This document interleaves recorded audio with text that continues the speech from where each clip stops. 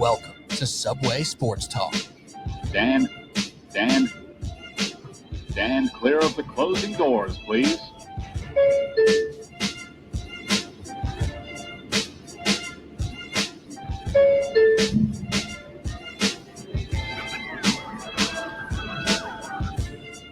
All right, here we go. Subway Sports Talk. My name is Peter Kennedy, and I am your host. Thank you so much, as always, for tuning in to SST on Apple Podcast app, Spotify, and on YouTube.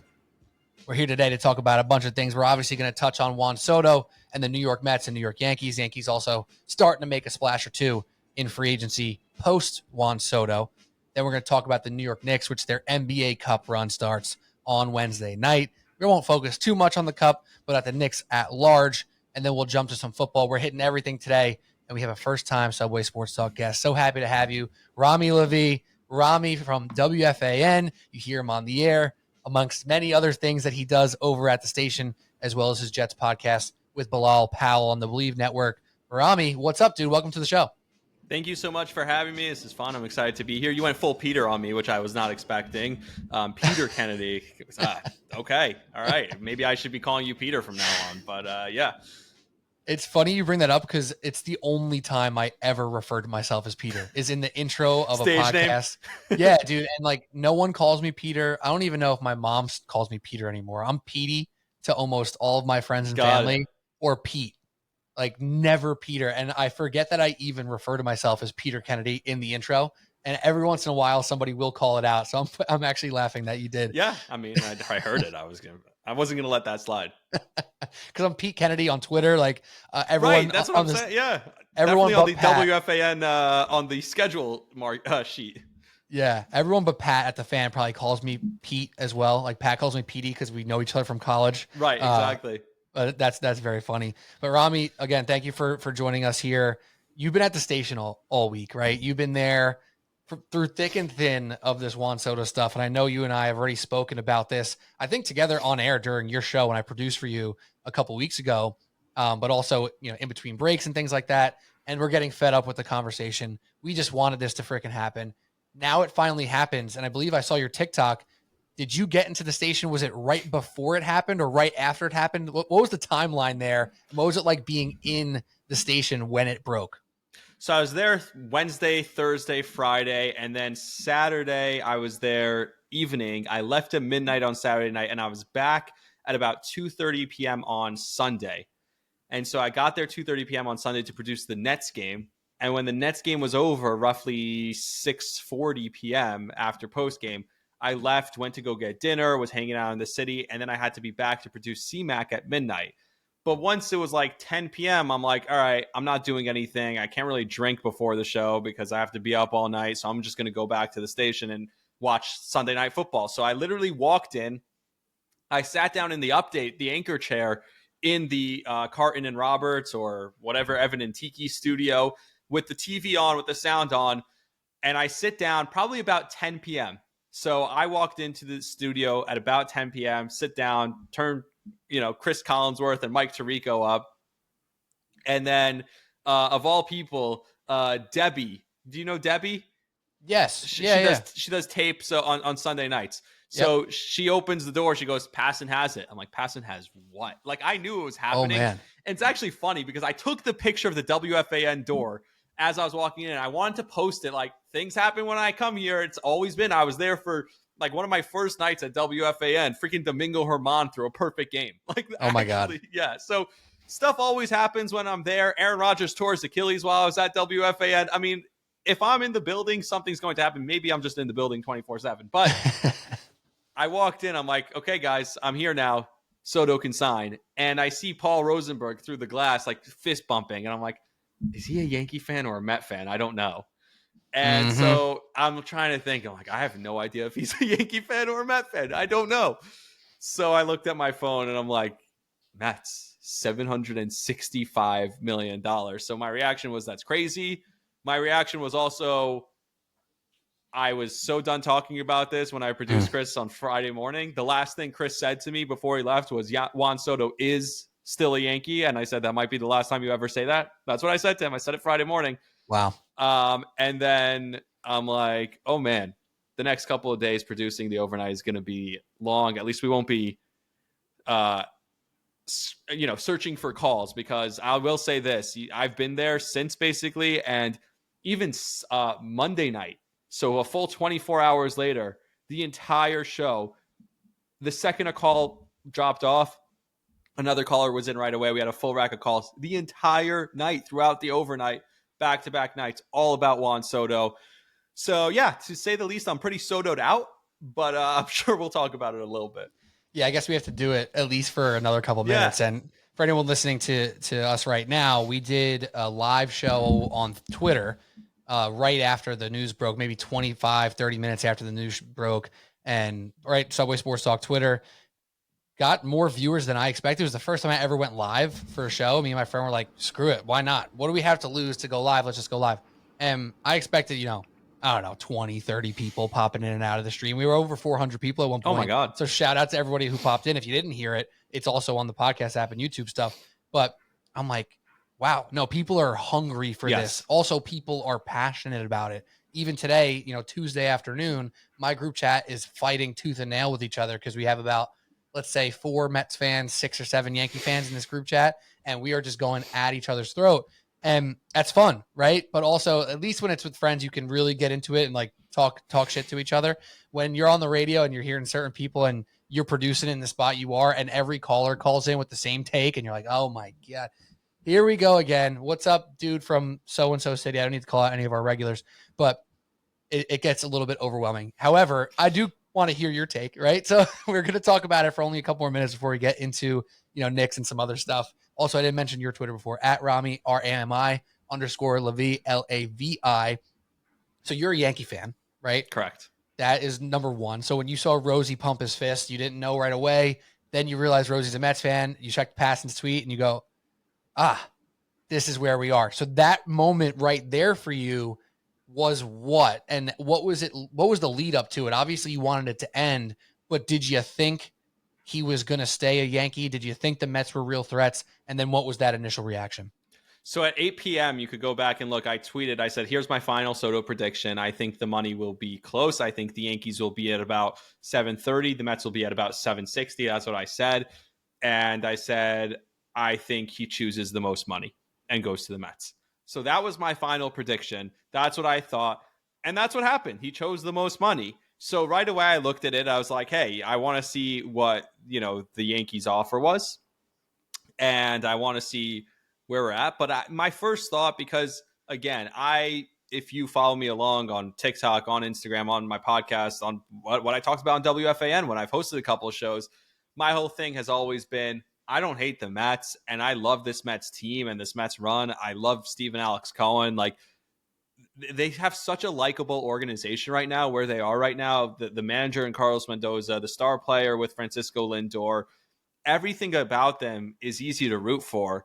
And so I thought it was just my first thought was, this is such a monumentous night for the New York Mets and what a statement it is for their organization. And that's what my TikTok was. I was like, this is not about anything else, because this doesn't mean you're winning a World Series. Doesn't even mean you're getting back there. Their pitching staff needs a lot of work. The NL is extremely tough. The Yankees are still closer to a World Series than the Mets would be, just because of how easy the American League is, right? The American League isn't getting much tougher. So I think the Yankees are still in a prime position to do well. So it's not about any of that. It's about the statement. And just because your team is now a big dog in the city doesn't mean the Yankees are the little brother. But the Yankees never lose the guy they absolutely want, especially when they go out and trade for a guy. They never lose him, and they never have ever lost him to the Mets. And the Mets never get that guy. And they did. And so for Mets fans, for the Mets organization, for Steve Cohen, we've been waiting to hear that statement, because whether it was Ohtani, whether it was Judge, there were other free agents, Yamamoto, and they never went to the Mets. Now this was the biggest dog and possibly the biggest free agent outside of, I guess, Ohtani of the last decade, and probably will be for the next decade. And he's a New York Met, because the owner is the richest, because the franchise is moving in the right direction, and because he chose going back to the Mets. Yes, he chose the most money, but he chose going to the Mets over a little less money and going back to the Yankees. Now, after stipulations and everything, could end up being a difference of $90 million. So it's nothing to sneeze at. The first 5 years of this deal before the opt-out is basically a 5-year, over $300 million deal. So we're talking about $60 million a year for the first 5 years. So this is a monster contract, even bigger than the 15,765 number that we saw. I think the number's actually bigger when you look at the details. But you have an owner who did not want to be outdone. He was not willing to be outdone. And the more I think about it, because a lot of people are like, oh, well, at least the Yankees, and this is coping if you want to call it that, but Yankee fans are like, we wouldn't have gotten anyone else if we got Juan Soto. Now we could shore up a couple other pieces. That's true. But that's not the case for the Mets. I don't think they're done. Yeah. I think they'll get Pete Alonso. I think they'll get a pitcher. I think they'll make other moves. They're directly competing with the Yankees for Garrett Crochet. I think there's a lot of moves the Mets are still going to make. This is not hey, we got Soto, now we can sit back. No. This is we got Soto. We're going balls to the wall. And speaking of it being repetitive, because it's just a funny story from the from the overnight, and I'll give the name because I don't care. He's pretty much a regular caller, but he calls up. And the second Chris puts him on the air, I had to dump him. I don't know if I could swear on this, but the second you can swear. The second I'm just going to dump you too, but no. Okay. You can swear. He goes because he's waiting. Robbie and Lennox calls up with his opinion because his opinion is so different than everyone else's. Yeah. Robbie has a radio show, doesn't he? Is that Robbie? Yeah. I know Robbie. Yes. Yeah. So I feel like we're giving him a little pub. We're not just shitting on a random person. He has a radio show. Go listen to Robbie. He lets and Lennox. us know every time he calls in. Exactly. There you go. And so what I started doing, because the calls were so repetitive, like you said, the opinions were all the same on both sides of the aisle. So I just said, Yankee fan or Met fan? Like, are you a Yankee fan or a Met fan? Because that's the best way I can communicate to the host how he should be approaching this call. That was the only way I could communicate to Chris properly, because the takes were all the same. It's the same thing over and over again, right? Yeah. So just picture this. Chris hits the button, goes, Robbie and Lennox. Robbie, what's up? And you're fucking repetitive. And so I hit the dump button right away. He didn't know he was on the air yet. Robbie was saying that Chris was the one being repetitive. You sat on hold for 2 hours to say the same thing that everyone else was saying and was listening to this. Unreal. No one is forcing you. What's repetitive? You're fucking repetitive. And I looked up at Chris and we just both died laughing. It was the funniest thing. It was a moment for only the two of us and the other 5 callers that were on hold at the time. But it was just a funny moment. So you can't make that stuff up, because only fan. What people don't typically realize, right? Because most of the guys who call in every single night are the regulars, right? The guys who know us by voice, right? Like, they don't even know we're working yet, but they call in, and the way we say, "Oh, hey, Rami," yep. Hey, fan, you want to talk to Rami, right? And it's like, boom, oh, what's up, Pete? It's like, how'd you even know I was working? I got here like 3 minutes ago. You know what I mean? Like, things like that happen a lot. Yep. Besides those guys, because those are the loud minority, if you will. Most people are only listening for segments, right? They're catching between, let's say, 15 and 30 minutes. Maybe they're doing an hour and a half.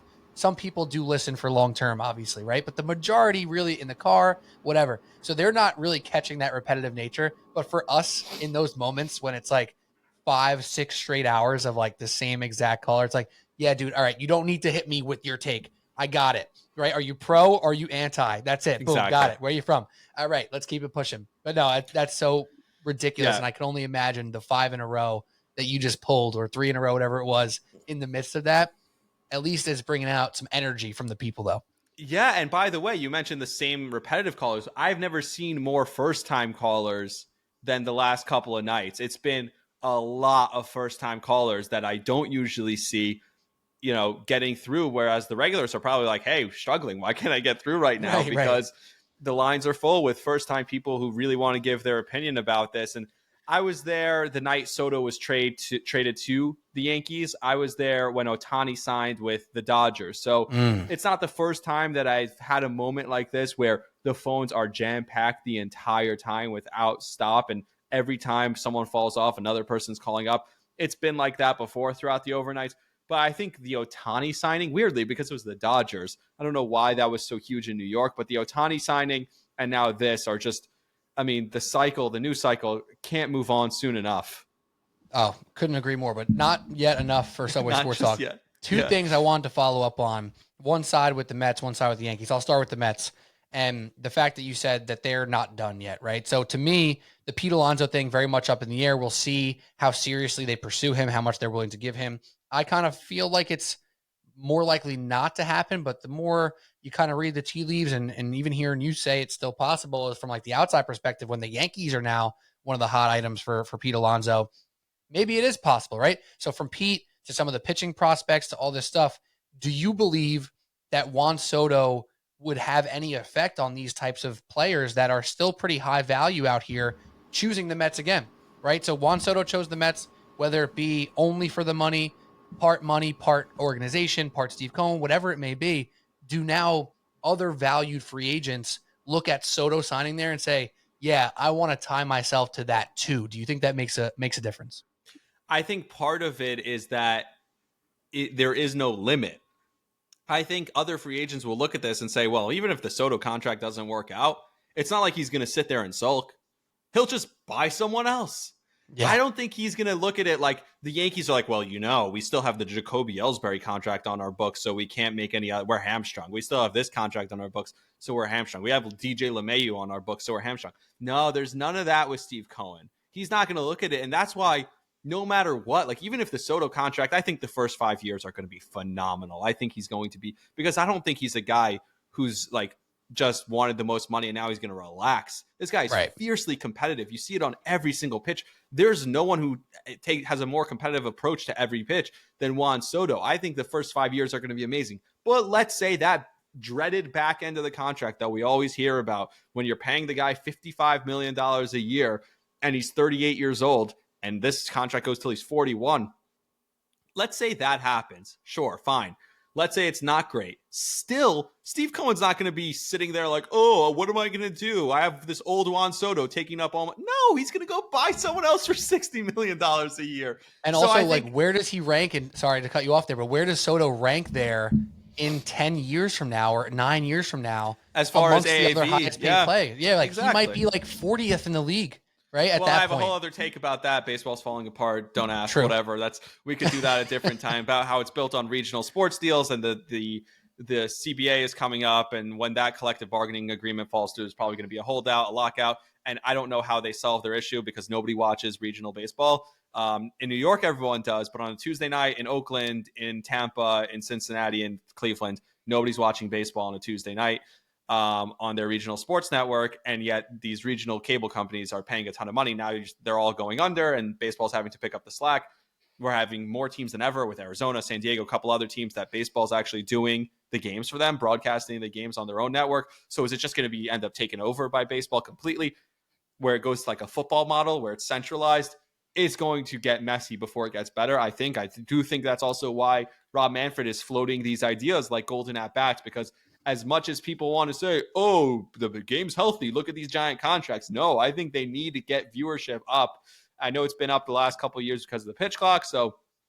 And because of teams like the Detroit Tigers and Arizona Diamondbacks going on playoff runs, right? Like if your small market team can get into the playoffs, that's a good thing. But I digress. That's besides the point. We'll see where MLB contracts are in the next couple of years. But as it relates to other contracts, I think with Pete Alonso, there's something interesting, and I tweeted this today.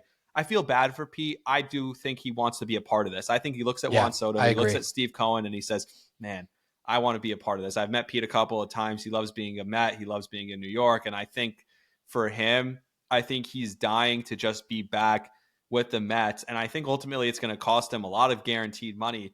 I could see him declining a contract from the St. Louis Cardinals or whoever that's 6 years, $160 million, to stay with the Mets on a Cody Bellinger type deal where it's a 3-year contract, but there's a player option after each year. And I know Pete just had a terrible contract season.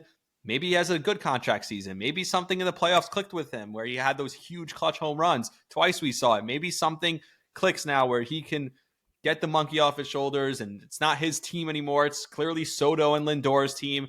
And he gets those player options at maybe like $25 million a year. And if he has a great year this year, then he opts out. If he doesn't have a great year this year, then he opts back in for the second year. So I could see that kind of contract for Pete Alonso coming up with the Mets. And I could see it, this is the type of contract where spring training is happening and he's almost like working out with the team, and he's not officially on the team yet. Not actually, but he's like, oh, they're in Port St. Lucie. I'll be at a field five minutes down the road if you need available, me. Yeah, right? exactly. Whereas he'll have offers, but I could see him waiting. And the Mets are gonna listen. Steve Cohen's not a bad businessman. As much as he loves Pete Alonso, I don't think they're gonna do bad business. I think for Soto, they believe that bad business was good business in this case. You know what I mean? A bad contract would have been good business. But I think with Pete, I think they're going to use him, use his emotions a little bit, and the fact that he wants to be there to their advantage. I think they have all the leverage, and they could just say, "Hey, we know how badly you want to be here. Unfortunately for you, it's not going to help you that you want to be here this badly because maybe you could go get $150 million elsewhere. But this is our offer; take it or leave it." And I think eventually he's going to get to the point where he's going to say, "Hey, I have to stomach this and see what I can do. Hopefully, I could get an opt out after a year or two." That's an interesting way to look at it too, because how could he not have insane FOMO if he leaves this team now, right? Like he's going to. Part of it then too becomes Scott Boras, and being a Scott Boras client comes with a different level of baggage. That baggage usually ends up being good for the player because they end up getting the best contract. Not always. We know how last year went for some of his clients, but it's very clear with a Boras client, they don't speak about it. They don't say they want to go back. They don't say where they want to go. They don't say how much they want. They really don't say anything. So even though Pete might say, I love being a Met, he won't say, I want to return to the Mets, because Boras just won't allow it. That's not how they play things out. But that thing you kind of just laid out there makes some sense to me. And I think it's damn possible that Pete Alonso could do one of those contracts. And with Soto and Lindor, and if Vientos continues ahead of him, Pete will be back to the 100-plus RBI season, right? Like, even though he was a down year, he could do it again. Like, he can get back to where he was. I think he could have a great year, and you could be looking at a 3-year deal, an opt-out after the first 2 years, $25 million this year, and all of a sudden he goes nuts this year, and all the weight is off his shoulders, and the Mets are putting up a ton of runs because they already had one of the best lineups in baseball. You're basically replacing JD Martinez with Juan Soto. Like, this lineup is ridiculous right now. I think you're looking at Pete Alonso ultimately being another 125, 40 RBIs, something like that, 125 RBIs, 40 home runs, and signing possibly next year a 6-year, $200 million contract. Yeah, and down year Pete, 34 home runs, played 162 games, 123 OPS plus. So if that's his down year, like, God damn it. And two of the biggest home runs in Mets recent history. Legit. I mean, the Milwaukee home run, if he doesn't hit that home run, does Juan Soto sign with the Mets? It's a great point. It's an absolutely great point. Sure, they were fun, but they fizzled in the playoffs. They stunk in the playoffs. They lost to Milwaukee in the first round. That changes everything. Them taking the Dodgers to 6 games is so different than if they lose and just fold right there in Milwaukee. I truly believe it. And that's why I don't subscribe to this idea that it was only the money. Like, obviously the money played a factor for Juan Soto. That's obvious. But it had to be more than just the money. If Jorge Lopez, throws his glove over the fence and the Mets season implodes that day, and it just keeps going down the trash, and they end the season 30 games under 500, and they trade everyone for pieces, you think Juan Soto's looking at them and saying, for $5 million, I'm going to go there? At that point, do the Mets even want to make that offer because they don't feel like they're close? Right. They need to shore up so many other things. Correct. Like, you do it to put yourself over the hump. As close as the Yankees were, because they got closer, right? You can argue in the World Series was easier or whatever. The Mets were basically as close as you could be, besides being the Yankees, right? They were lost as to the close. Same beast. Exactly. And at the furthest point against that beast. So to me, that makes a huge part of it. So I never subscribe to this thing where Yankee fans are like, yeah, he just went for the money. He don't care about anything. He's a loser. I hate him. I'm like, all right, dude, this is too much for me. It's too rich for my blood. Doesn't sound like you're on that wavelength, but yeah, go ahead. It's not only the money. That's what I'll say. Meaning, yes, he went for the most money, but he didn't care enough. The difference between the Yankees and Mets to him was not big enough to cost himself money. How about that? Correct. And there's a little tidbit. That's a huge step for the Mets, because It used to be the Yankees were here and the Mets were here, and if the money was similar, because that's what a lot of people said this off. A lot of people said that. A lot of people said that this offseason. If the money's similar, he's going to go back to the Yankees. I never believed that. I thought he was going to go for the most money because the Mets were right there. And outside of actually winning the World Series, this is a top 3 day in Mets history, just signing him, right? So I until think so. they win a World Series, this will be a top 3 day in the history of the Mets. Like, that's It's just what it loser is. talk, but come on, I'm a Jet fan. true. I'm a Knicks fan. It's loser talk. I'm used to loser talk. Yes.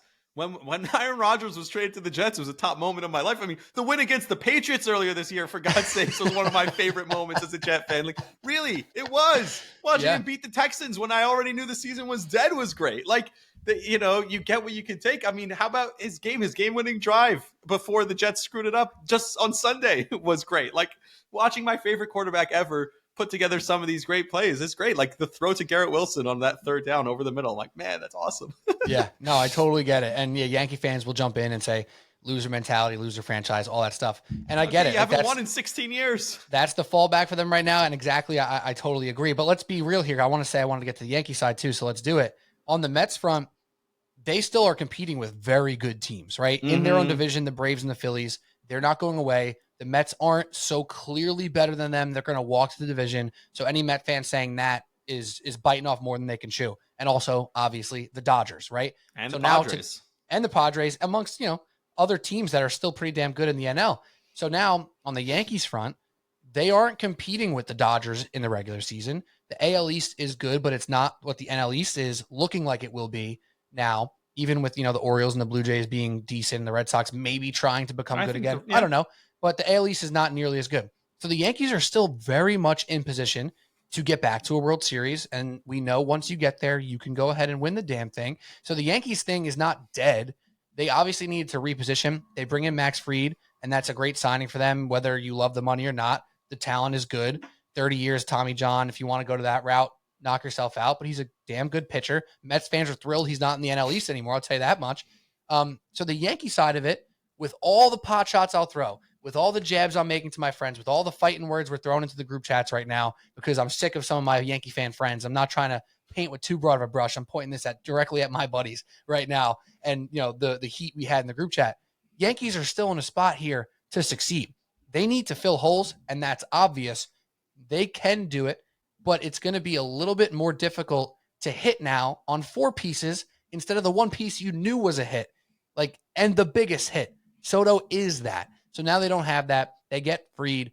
Where are you at now from a Yankee side of things? Disregarding the Hal Steinbrenner trash talk and the Cashman hate, whatever it may be, from where this roster looks like they could be by the start of the season, are you still feeling pretty positive about the team at large? Yeah, of course. I'm positive about where they are. They just came off of a World Series, and Juan Soto's tough to replace. And I'm not one of those Yankees fans who are going to tell you, oh, this is better now because now they could get 4 players instead of 1. No, it's not better. Nothing's better than Juan Soto. You took away the best hitter, the guy who's the most clutch hitter, the guy who you traded Michael King and Drew Thorpe for. Drew Thorpe was ultimately flipped for Dylan Cease. So think about what the Yankees gave up to get a Juan Soto. And so this is not better. Trust me, Yankee fans who are trying to convince themselves that it's better, no. They weren't that many pieces away if they got Juan Soto. Because some Yankee fans are like, oh, they were in the World Series, but they were so far away. They weren't in the same league. That's not true. They almost won game 1. They should have won game 5. Think about that. They could have been up 3-2 going back to LA. They were not that far away. And if Aaron Judge hits, God forbid he hits a little bit in the World Series, they could have swept that series. Look at the run differential I know the Mets took them to 6 games, but look at the run differential in the Mets-Dodgers series versus the run differential in the Yankees series. The Yankees lost by 1 run in 5 games total. I think the Mets got outscored by 30 runs in the 6 games. So the Yankees, sure, they weren't 1 piece away. Yes, it wasn't just bringing Juan Soto back away, but bringing Juan Soto back would have made them, again, the favorites in the American League. Now, without him, are they still probably top 3 favorites in the American League? Sure. But there's work to do, and that's a serious, significant hole in the lineup, especially when you consider playoffs and playoff clutchness and the at-bats that he had in the playoffs. Those things, you're so far behind. But that doesn't mean moves can't be made. I'm hearing, I think, the latest, and Jack Curry just put this out also, Christian Walker's going to be a Yankee. I don't love it, but for 3 years at a decent price, he's a really good defensive first baseman. I'll say that. I think the Yankees are trying to go a little bit more pitching, a little bit more defense, shore that up a little bit. And I think when you look at Max Fried, who throws a lot of sinkers, ground ball type pitcher, having a great first baseman is huge for that. So look, I think a great fielding first baseman with some power upside and some hitting upside that Christian Walker obviously has. I think he's probably on the decline when it comes to the hitting. He is 33 years old, but okay, I'm fine with that. So for 3-4 years, I don't want it to be Anthony Rizzo 2.0. But if it's the first couple of years of Anthony Rizzo, then I'll take it.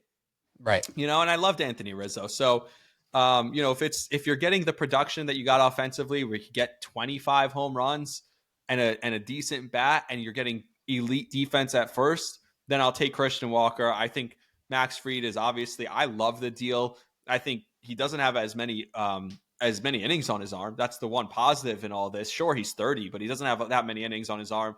They pushed the 8th year because they want to lower the AAV. That's how the Yankees are going to be. 27.5 is the number they got it to. So they wanted to lower the AAV. That's why they pushed for the 8th year. It's not crazy. A 38-year-old pitcher is not ancient.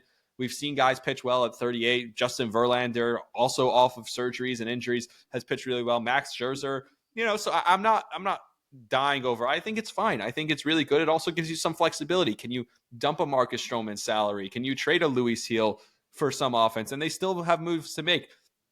No move is going to move me. I mean, no pun intended, but nothing's going to move me unless it's a Kyle Tucker trade. That type of trade, I'd be like, Soto, thank you for your service. We're good. You know what I mean? Because all of a sudden, if you have Christian Walker, Kyle Tucker, Max Fried, it's like, we're locked and loaded. We're World Series favorites out of the American League all over again. Let's run this back. And by the way, Yankees, don't mess around this time. If you get Kyle Tucker in a trade, sign him that day, okay? Extend him that day. Don't lose him again. Yes, exactly. So, look, that would be huge to me. But if it's Cody Bellinger and a couple other moves along with Christian Walker, I'm not mad about it. They're still really good and really close to a World Series. I still think they're the favorites in the American League to get back to the World Series. But again, it's a tough blow. Don't give me that it's not a tough blow. The one guy that I really want, and I said this right away, one guy that I really, really want, Jose Iglesias. The Yankees need a utility infielder. They don't have a second baseman right now. Gleyber Torres is still a free agent, but he's probably gone. You need a guy who could play defense, a guy who could compete with either the second or third base position. That would be awesome. All the Mets fans talking about, look, Juan Soto saw how much fun we're having. Juan Soto saw OMG.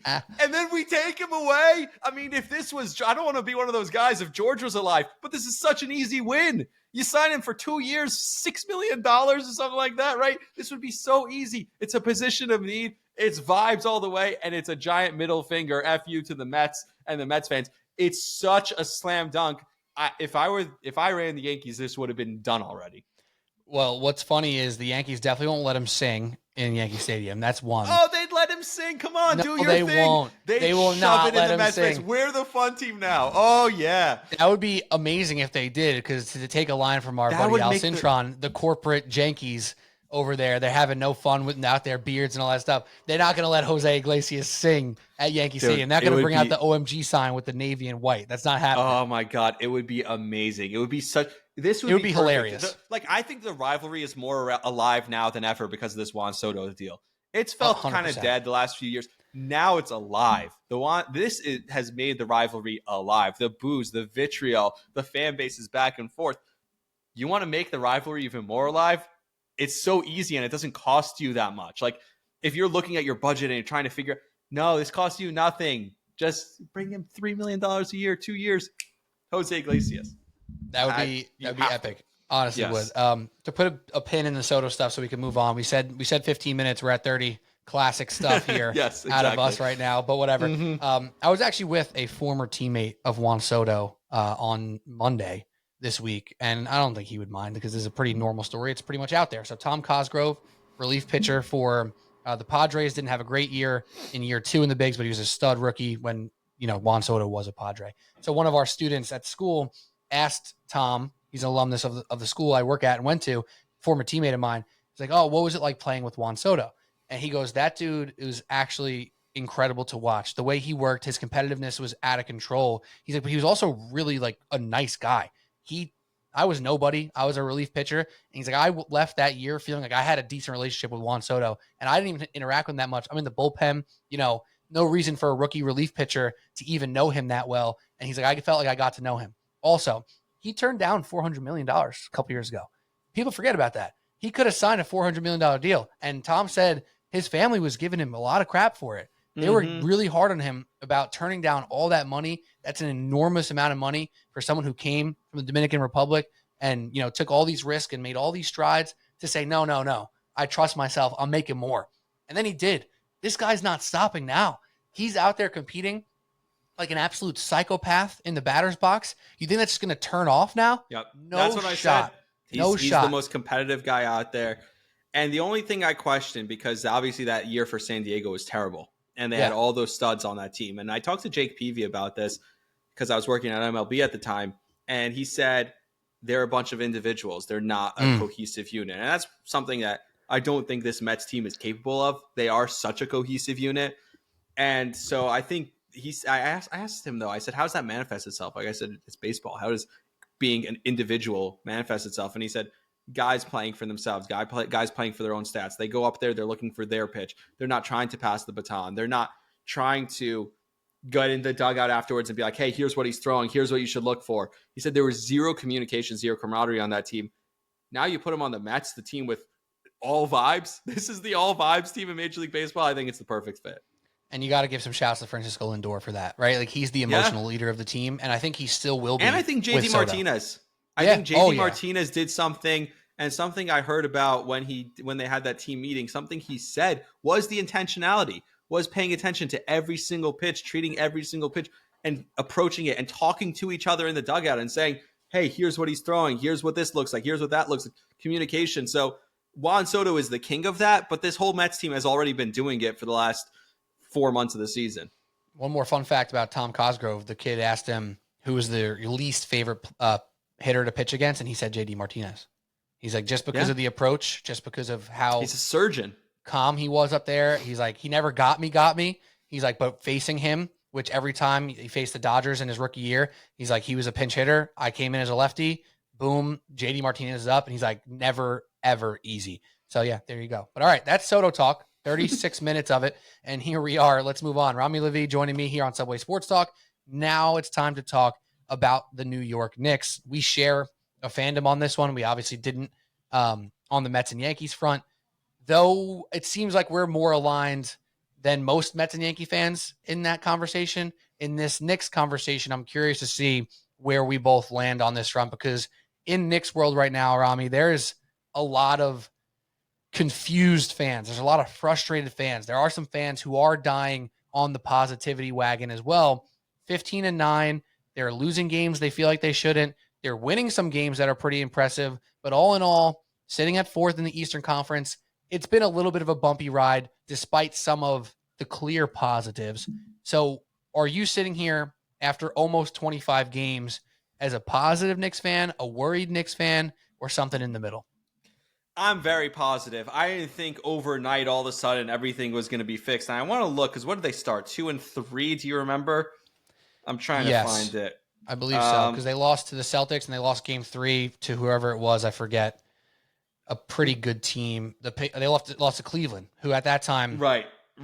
Yeah. So whatever it was. So if you look at from then, you're talking about, obviously like 13-7, right? Or the point is, I think the record really started to improve. And what we've seen from Mikal Bridges the last few days and last few games has been remarkable. The guy is all of a sudden hitting his threes at such a high clip. I think Mikal is incredible. I think the whole team is perfect. Like, this offense is the best Knicks offense. And I'll give you a perfect example. So the game in Toronto, this is something they struggled with early in the year. Close games, closing them out down the stretch. They lost a lot of close games. Every single possession at the end of the game, they got a good look against Toronto. They weren't ISO ball with Jalen Brunson like it had to be last year, like it was at times this year. Other than the 4-point play, which ended up being a last-second heave by Brunson. But even that, there was a possession. There was lots of passing. It was good defense by Toronto. They scored every time down. When the game slows down and you get in the half court, that is the hardest time to score. And the Knicks beat you with so many options. They run that high screen and roll, and then it's a million plays off of it. Ultimately, they swing the ball to an open 3 in the corner for Mikal Bridges, and he knocks that down. 5 for 6 from 3 last night. There was so much to that offense. And then how about this? If this was last year, the Knicks are up 2. They sub out Jalen Brunson for Deuce McBride for defense. And they have 1 timeout left After the miss, the Knicks have a possession, but Toronto's getting the ball back. If this were last year, Tom Thibodeau has to now burn his last timeout to get Brunson back in the game so they could be comfortable running something on offense up 2. But instead, he knows that he's got people out there they could rely on. They run that screen and roll with Anunoby and Towns. They get the switch with Barrett. Barrett sags down too far, and Towns knocks down the 3. Even if he misses that shot and Toronto comes back and makes a shot, now Brunson can get subbed back in. Tibbs still has the timeout remaining. We're good. If this was last year and they have to sub Brunson back in and they miss and then the Toronto hits and now the Knicks have no timeouts and they're scrambling, it's another devastating loss. The confidence that he didn't have to put Jalen back in that spot because of what you have in Towns, and Towns is the most skilled big man, and I don't know what anyone said about toughness. His toughness, he's as tough as anyone that I could possibly remember. Like, he is as tough as it comes down there. He's constantly battling with guys down there. It's unbelievable. I've never seen so many people talk about people who come to New York and crumble under the pressure of New York. I don't remember seeing a guy like him who's coming to New York and rising to the occasion and thriving off of New York and all of a sudden turning into a different guy. All the knocks that people had on him. Is his defense perfect? No, but he's giving effort on defense. Is his rebound perfect? No, but he's giving effort on rebounds. He's playing like one of the best players in the league right now. And Jalen Brunson, because I can't say enough about him. Every time, and I was at the game against, I forget who they played now, against Orlando, where they ultimately, good game. Yeah, but they're ultimately blowing them out. They all ultimately blow them out. But early in that game, Jalen's looking for his. How many times have we seen this? Even the Detroit game, Jalen's looking for his early because the team's not clicking. And then he just lets the game come to everyone else. Okay, I don't need to get mine. I don't need to dominate right now. Everyone's having a good time. Everyone's doing their thing. But when they need him in spots, it still amazes me because I always have that in the back of my mind. Like, he was a backup in Dallas. So in the back, a second round pick backup in Dallas, in the back of my mind, I'm like, when's the luck going to run out? When's it going to turn back into a pumpkin? And when I see him making these passes and making some of these plays, right? That was another play that he had at the end of the game. The pass down low to Towns on the pick and roll. When I see him hitting these step back contested threes, I'm like, oh no, this isn't a fluke. This is who he is now. And he keeps getting better. He's working on more things, has to hit his free throws. But this team, he is a legitimate superstar, and they have 2 legitimate superstars. And with OG and Mikal on the wings and what Josh Hart is doing this year, the development of Deuce McBride, campaign, Precious Achiuwa, and the energy he provides off the bench, I can't wait for Boston. That's all I'm going to say. I cannot wait for Boston because it's going to be between them and Boston in the conference championship, and that's all that matters. I am so thrilled with all the points you just hit there. I don't want to be like the Mr. Agreeable over here, but these are some of the same things that I've been saying, over and over again on this podcast. So we're going to agree pretty much vehemently over here. I love that you called out how they left Brunson on the bench there. That's enormous. I really believe that Knicks fans are having a harder time understanding this team than this team is having a harder time clicking, if that makes any sense. No, Knicks fans are not used to having the best offense in the league and a mediocre defense. And yes, we need the defense to get better. We don't want to see the Knicks being ranked 21st or even 19th. You got to see them get closer and closer to that top 10 marker for defensive rating. But this is literally the best Knicks offense, not just in our lifetimes, but ever. This is literally the highest offensive rating the Knicks have ever had in a season. Granted, the season's not over yet, but right now they're 121 offensive rating. Their next highest was 118. Then that's 3 points difference. Right now, that's the difference between first and 5th place in the league. That's a pretty big difference right there. This team is absolutely built like a juggernaut. And one of the other things that you started to talk about there too, the passing, not just by Brunson, but by the entire team is off the chart. The Knicks are 30 second. assists a game. How many times already this year? And that was 10 times all year last year. They were last in the league in assists last year, right? And not only are they top in the league in assists this year, they're second in assist to turnover percentage. This is a different beast that we're watching on offense right now. And for all the Towns flack that you got in Minnesota, what you're seeing here in New York is next level stuff from him. I don't think he could have handled New York, 5 years ago, right? Or when he got drafted. If he was expected to be the guy also. It's so different that you have Jalen there, that you have Mikal there, that you have Josh, that you have OG. Cat could just be Cat and let his play do the talking.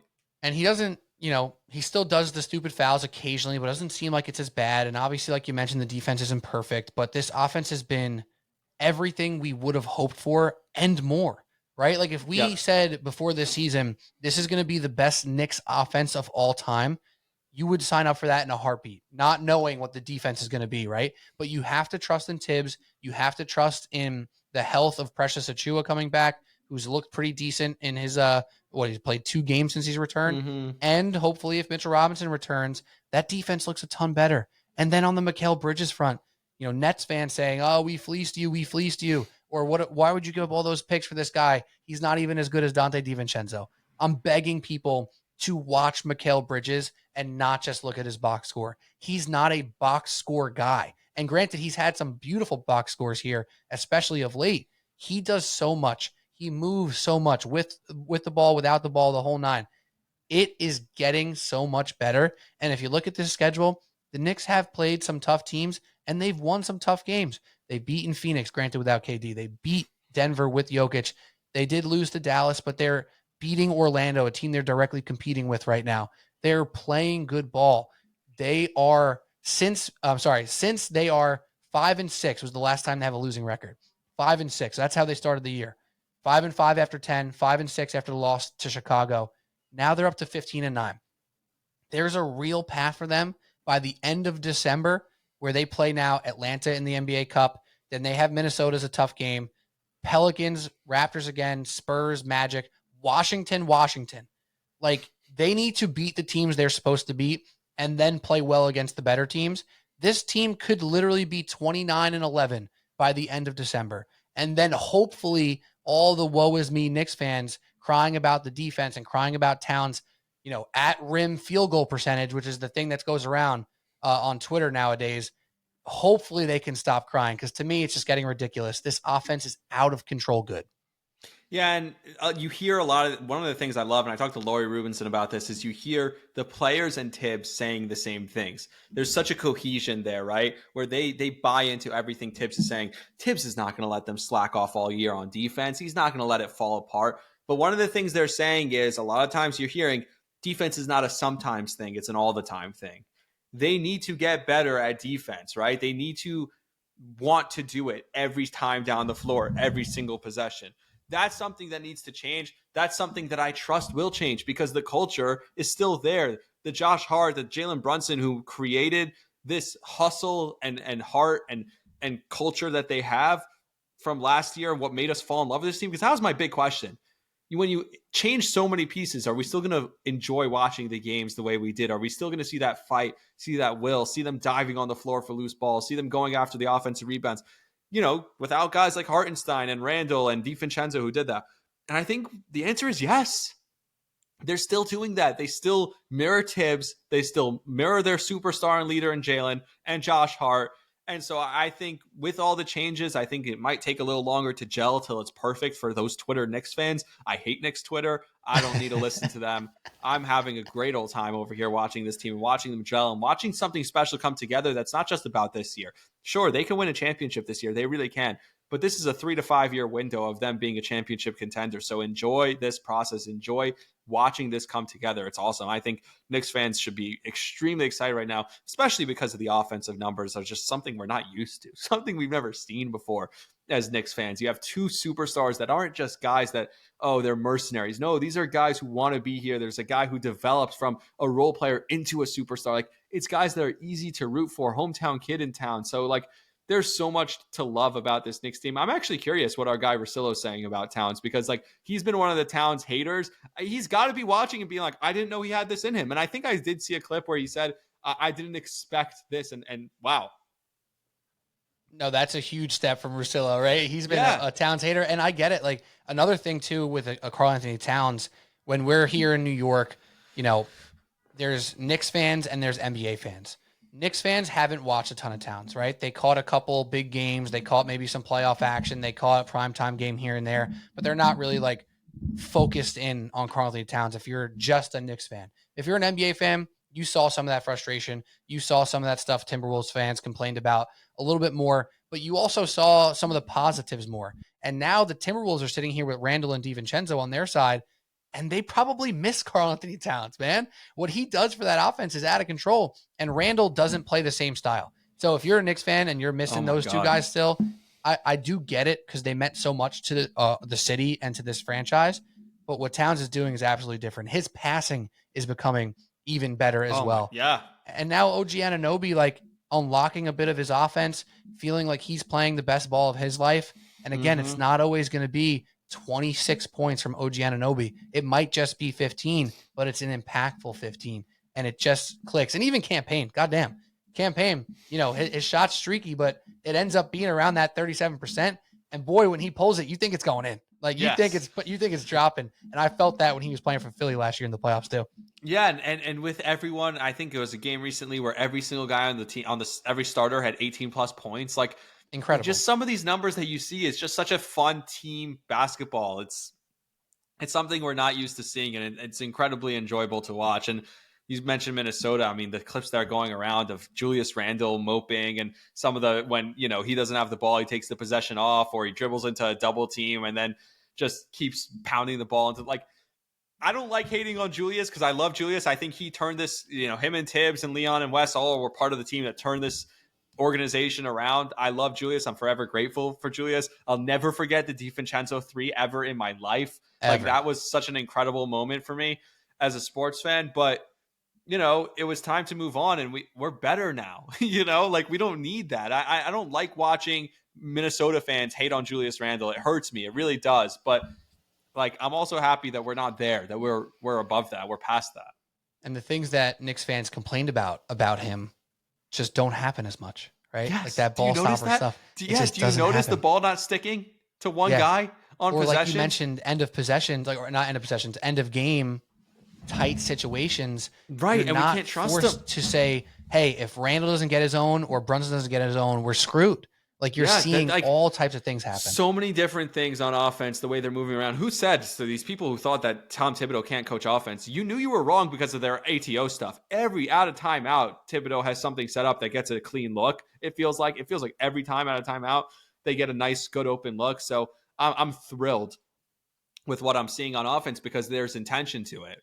It's the high screen and roll. It's sometimes he's popping. Sometimes he's going down. Everything starts with Towns and Brunson, and that's what you want. You want your offense to run through those two guys, and then everything that happens off of it with Hart, with Mikal, with OG. There's never a time on the floor that there's someone who can't handle the ball and make decisions and make plays. We're even seeing a little bit with the two-man game, with the two-man big game, with Towns and Achua the last couple of games on the floor and how they complement each other and play together. There are so many levels to what they can do on offense. I do think the addition of another big man, whether it is Mitchell Robinson coming back or someone else, or just Achua getting more comfortable, will help their defensive numbers.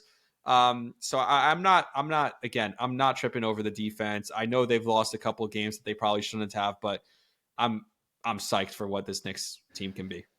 I'm excited as well, and I look forward to the Sunday night Bill and Ryan pods once football ends. Oh, yeah. Because that's when you get deep into the NBA, just the gritty NBA season as it trickles on. I look forward to that. Yeah, other than the people like me and Chris P who are sitting on our couches at 3:00 in the morning watching West Coast League Pass. Yeah, but, I'm right there with you. I am right there with you watching the most random stuff. I actually checked the schedule last night. I'm like, there's only one game on? There's only one game last night. What is this? And there's only two tonight on Tuesday night. I'm like, what's going on here? It's the Cup games tonight. Right. So Milwaukee advanced, and now there's the other game on now, right? Yes. Dallas OKC, which we're missing hopefully a good game. I haven't been keeping up with the score. It's a 3-point game, but we still got time before the half. We'll catch the second half. Beautiful. Beautiful stuff. All right. Last thing on the Knicks, just for fun. What do you think happens in the NBA Cup? They got the Hawks Wednesday night, and then winner of the first game from Tuesday. Well, now that Milwaukee advanced, the Knicks are probably not the favorites anymore, but going into group play, or I don't know what they call this quarterfinal, whatever, the Knicks were the favorites. I think I like the Knicks. I really do. I think they've gelled more. I think they'll play well against the Hawks at home, and then you go to Vegas, and anything can happen, right? It's them against the Bucks, I guess, in Vegas. So I don't know. I like it. And I kind of feel like with the fans who are like, oh, I don't even want my team to win. Like, all right, dude. Win like, it. Come Raise on. the banner. Let's go. Like, get a taste of winning. And the way Tibbs coaches and this team plays, like they're playing don't take balls any to the games wall off competitive anyway. anyway, right? So you play to win the game, and if you go out there, you try to win. Like that, it's And they're going to be just pissed simple, if they lose. Yeah. right? Like why would you Yeah. not want to win? Like it also counts to your record too. So like, do you Right. want to win a Right. non-NBA Cup game? Then you should want to win the NBA Cup game. Doesn't make any Exactly. sense to me. Exactly. But let's digress because I don't know how much of a college football fan you are. It's not my thing. Oh, so we're similar again. Look at that. A lot of alignment here. Not my thing. I follow it from an arm's length, if you will, mostly from listening to our guy, Ryan Russillo. But I don't necessarily care about it that much. Like I'm just whatever, an outside perspective fan. So I'm more worried on the football front about the NFL stuff. So let's just do 10 minutes here. And hopefully when I say 10, I actually mean 10 this time. And we don't go for another 30 or end up talking about Juan Soto again. Again, Rami Lavi here with me on Subway Sports Talk. And this season is starting to truly, truly shape up. We know what the playoff race is looking like. We know which teams are truly still in it, which teams are technically still in it. But I'm not worried about that race just yet. First things first, Rami, I want to ask you a simple question. Who do you think is on the inner circle of Super Bowl contenders? Like teams that you would say, I'm going to place a wager on this, and it's not a long shot. I truly believe this is a realistic thing. I'm not trying to find the 7 seed, magic team to make a run. I'm talking about the cream of the crop, the best of the best. Who do you place in that inner circle of Super Bowl contenders? In the AFC, I still believe in the Chiefs more than any other team. You know what's so funny about the Chiefs? It's because if this was any other team, if this was Minnesota a couple of years ago, we looked at their one-score game win-loss record. We looked at it with Philly last year and like, oh, fraudulent. All of a sudden, KC is doing the same thing, if not worse, right? It's like their wins are so weak, and yet everyone looks at them and was like, well, you know what? They're going to figure it out because at the end of the game, they have Patrick Mahomes with the ball in his hands. And so much like the golden at-bat rule, they have the golden drive every single game because they're going to keep it close. And if you give Patrick Mahomes the ball in his hands, he's going to make a play and he's going to win the game for you. I trust him more than anyone else in the league right now. And so if you telling me who's going to the playoffs, who's going to a Super Bowl, I mean, come on. You think they're going to lose to Pittsburgh? You think they're going to even Buffalo? They could go into Buffalo, and Buffalo's a tough team. Buffalo just gave up 44 points to the Rams. I mean, like, I don't see it. I see the Chiefs being so much head and shoulders above everyone else. I love the Ravens, but they've been scuffling and their offense looks shaky at times. I don't understand why they don't hand it off more to Derrick Henry at times. Other times, their defense is just also getting torched. There just feels like there isn't that other great team in the AFC other than the Chiefs. To me, the Chiefs have not been great by any stretch, but I like the Chiefs more than anyone in the AFC. The NFC, here's the thing. Wait, so hold on. Before we get to NFC, let's talk about the AFC real quick. So your take is the inner circle teams in the AFC only includes the Chiefs. You wouldn't include Buffalo in that conversation. I think Buffalo can be beaten. I think Baltimore can beat Buffalo. I think Pittsburgh can beat Buffalo. I think Buffalo can beat Pittsburgh. I think Buffalo can beat Baltimore. I think they're all interchangeable. I think the Chiefs are head and shoulders above everyone else. Gotcha. No, it's interesting. I thought the conversation would lead to Chiefs and Buffalo are in the inner circle. Steelers and Ravens are kind of like on the outside looking in. They have a chance, but it's not inner circle. So I'm actually a little surprised, and I think that's a good answer, that the Chiefs just belong there by themselves until one of these teams proves that they can actually beat them. Yeah, right. And this would be the year to do it because the Chiefs are not the same team. But all that, like, come on. Like, you're really going to bet against Mahomes? I'm not. I've learned my lesson, and I'm going to enjoy it, too. I hate people who root against him. I spent my whole life rooting against Tom Brady as a Jets fan. And guess what? I didn't get to sit and appreciate one of the greatest careers in sports I could have ever watched. So right now, I'm sitting and watching Patrick Mahomes, and I'm appreciating every second of it because he's truly special. Yeah, and I don't know if any Bills fans are listening to this podcast, but if they do, they're saying, we already beat them in the regular season. Okay, we're the only great. loss. It just doesn't matter yet. It doesn't matter yet. Do it in the playoffs, right? Yeah, That's why Joe Burrow gets kind of like, obviously the numbers are ridiculous and the throws are ridiculous. Oh, he could be the MVP. I'd vote for him for the MVP right now this year. Yeah, his numbers are dumb. But he gets that little bit of leeway because he beat Patrick Mahomes in the playoffs. right? Yeah, Like I'm he really gets pissing that. Bills fans off right now. Yeah, that I Burrow's told them winning that the MVP. Burrow's the MVP, and the Chiefs are in a different league than the Bills. Look, I love Josh Allen too. I just said the same thing about Brady. The same thing applies to Allen. I enjoy watching Josh Allen every game. I don't take it for granted, even though he's in the Jets division. I still don't take for granted getting to the opportunity to watch him play and what magic he can do. But yeah, I do think it's the Chiefs head and shoulders above everyone else. All right, hit me with your NFC inner circle. Here's the problem. If I was convinced that Detroit had to play a road game at any point en route to a Super Bowl, I would tell you that they can be beaten. If they had to go to Lambeau, I'd like Green Bay over them. I know they just won against Green Bay, but that was a close game. I love Green Bay as a dark horse. If they had to go to Philly, I love Philly over them. Although now with the turmoil that's going on in Philly, now I'm scared of Philly.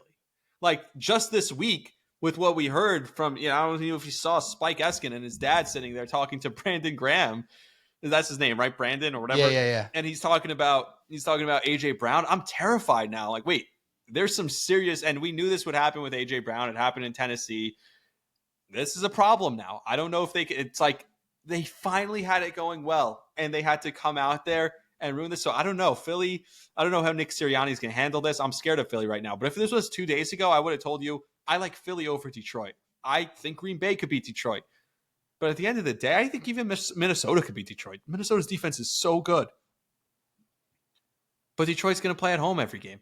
They might not lose another game the rest of the year. If they lose one game, if they have home field advantage throughout the playoffs, it doesn't matter. They're going to go to the Super Bowl. Like, so my inner circle would be, I think it would be Green Bay, Detroit, and Philly. That's my inner circle. I love those teams. My dark horse is the Rams. I think the Rams, you look at them and it's like, sleeper team. If you want a nice little bet, let me look that up because that's got to be special.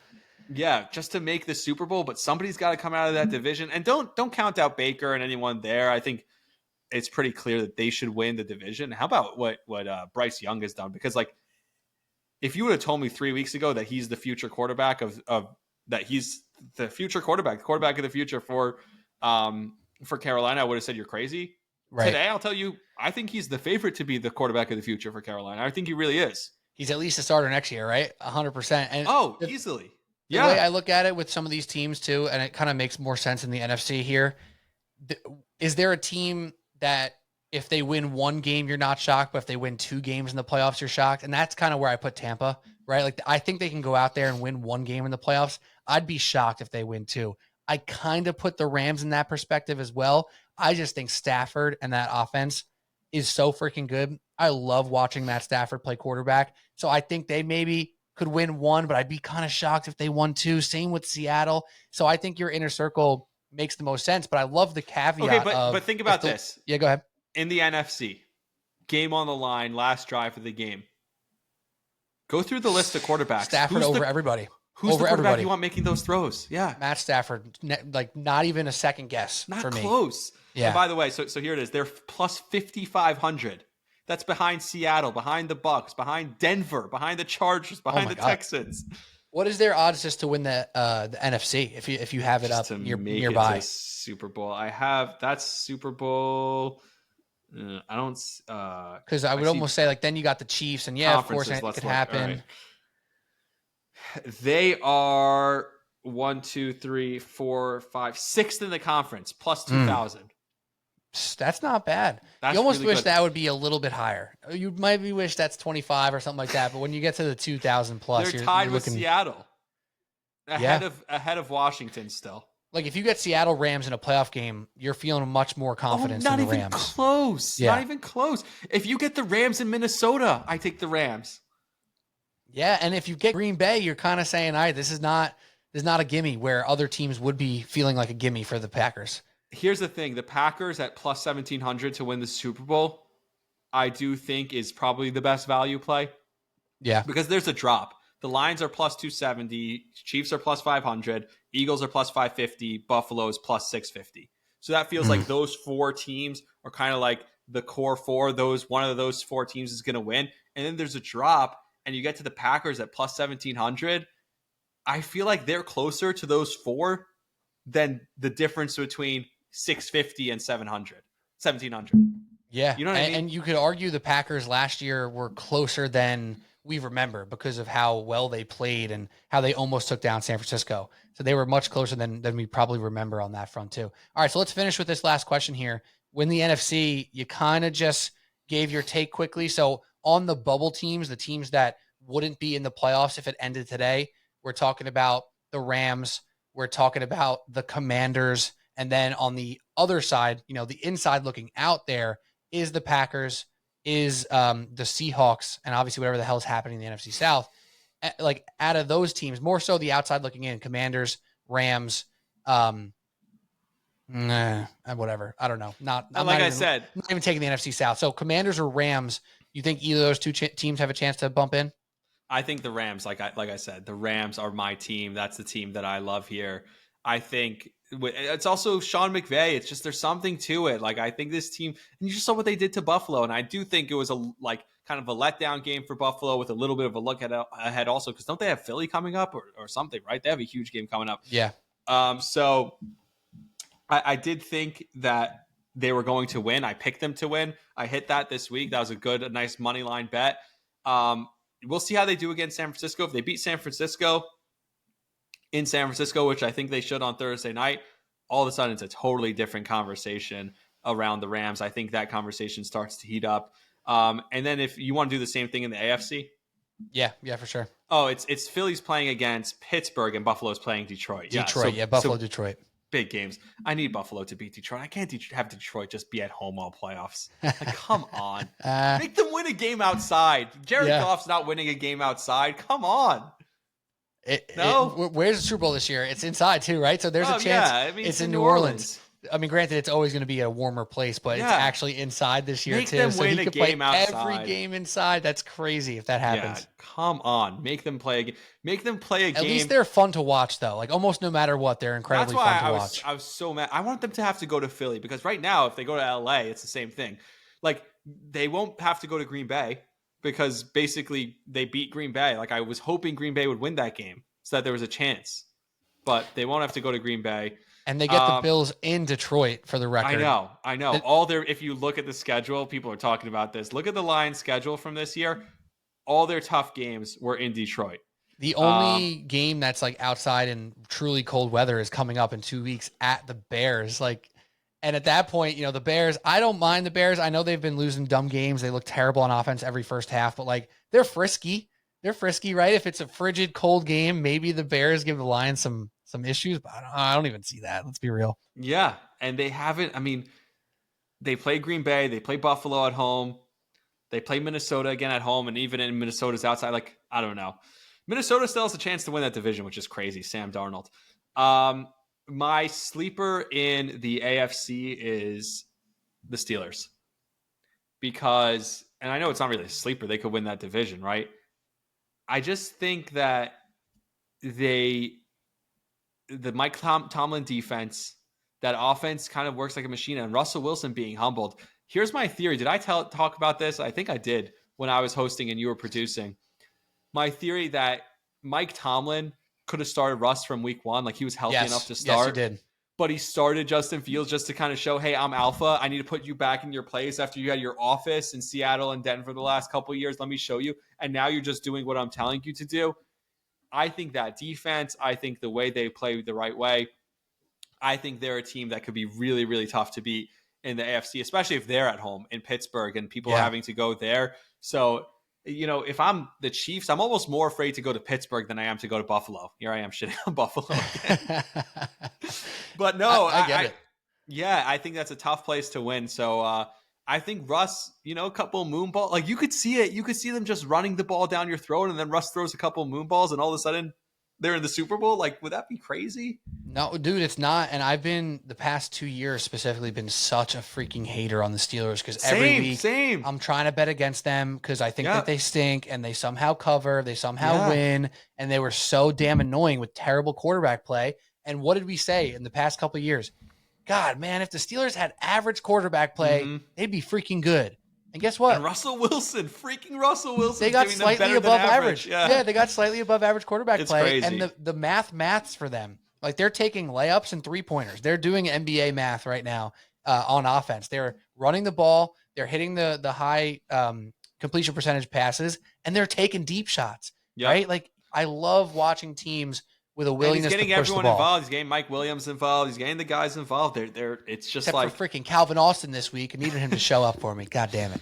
Not mad. Yeah, it's been crazy to watch. I wouldn't count Baltimore out because I still think that offense is probably the most dynamic offense in the NFL if they can click. You know what I mean? Like if everything's going right with that offense and Todd Monken, how do you stop them when you have Derrick Henry and the threat of Lamar Jackson running, and then some of the passing game, some of the stuff they could do in the passing game with Likely and Andrews, and also obviously with Flowers. I still think they're a dynamic offense, but something feels broken in Baltimore right now. I don't know if is there a change if they have a disappointing playoff exit? Is there a change at head coach? I can't see it, but I wouldn't be shocked anymore. Whereas a year or two ago, I would have been shocked.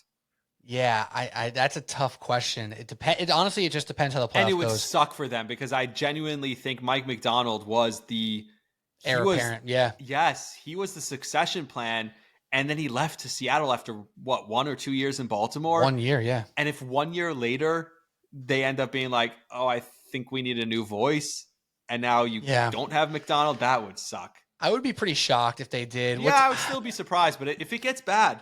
What I think is going to be interesting here, and also if you look at their losses right now, which if you go all the way back to week 2, the loss to Vegas is, that's just horrific. But they've lost to Kansas City, they lost last week to Philly, they lost to Pittsburgh, and the loss to Cleveland at Cleveland also stings. But that's the point. In these games, when you look at these games,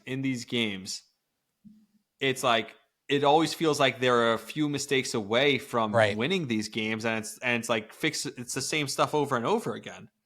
Has it felt like Henry slowed down a little bit? I know it sounds crazy because he gets better as the season goes on. He just had a $140 2 weeks ago, but I have this feeling when I'm watching them that he's not as impactful as he was earlier in the year, and I'm just keeping an eye on it. And maybe it's because he hasn't scored a touchdown in a few weeks, but I don't know. I'm keeping an eye there. I don't know.